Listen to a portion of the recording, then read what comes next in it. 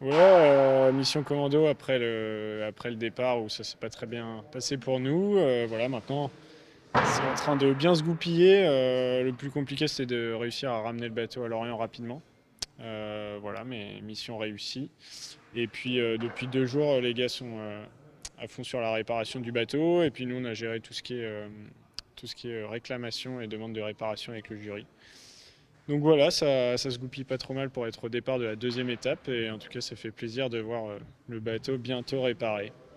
Bah, on a eu tout le côté, le caravan du bateau et le fond de coque arraché et deux cloisons qui ont pris un choc aussi. Donc dégâts assez importants. Heureusement, on n'a pas pris l'eau. On a pu rentrer au port directement et sortir le bateau.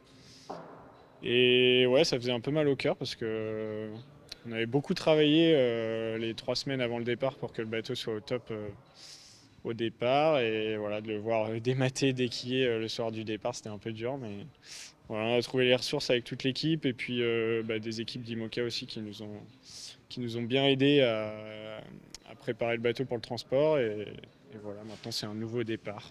Alors non, ça va être mieux pour nous parce que notre demande de réparation est acceptée. Après, on ne sait pas exactement ce qu'on va avoir comme réparation, mais voilà, ce sera mieux que l'abandon et prendre 6 heures par rapport au temps du dernier. Donc voilà, nouveau départ. Et puis on est toujours dans la course et super content de. Enfin, on n'y est pas encore, mais on espère être au départ de la deuxième étape vers la Martinique. Et bah, les échéances, on espère que le bateau soit terminé de réparer samedi soir, demain soir.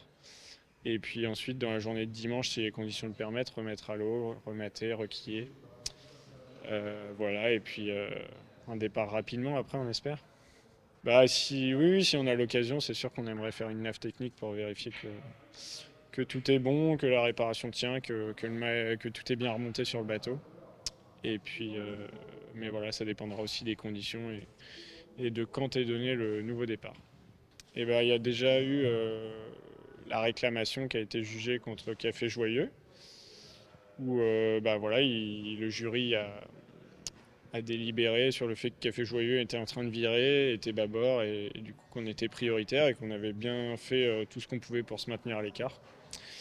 Donc on n'a pas été pénalisé, Café Joyeux a été pénalisé par contre.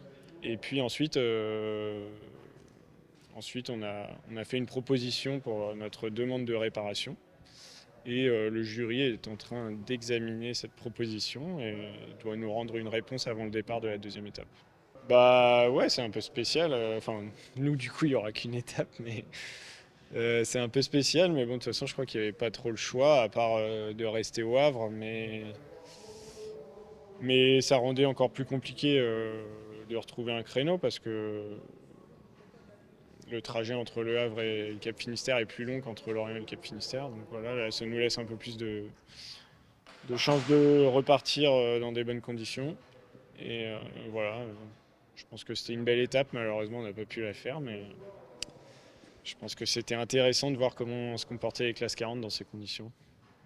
Et là, bah, ils ont déjà réparé une partie des cloisons abîmées à l'intérieur du bateau.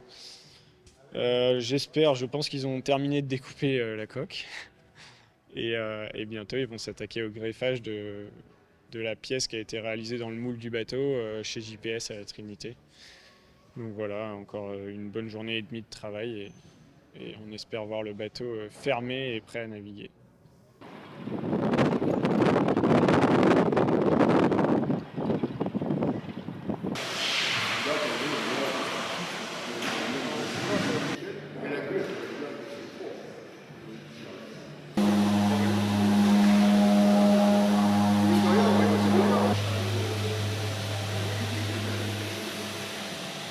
Vous êtes sûr que vous n'avez pas de coupé trop grand hein. On verra ça tout à l'heure.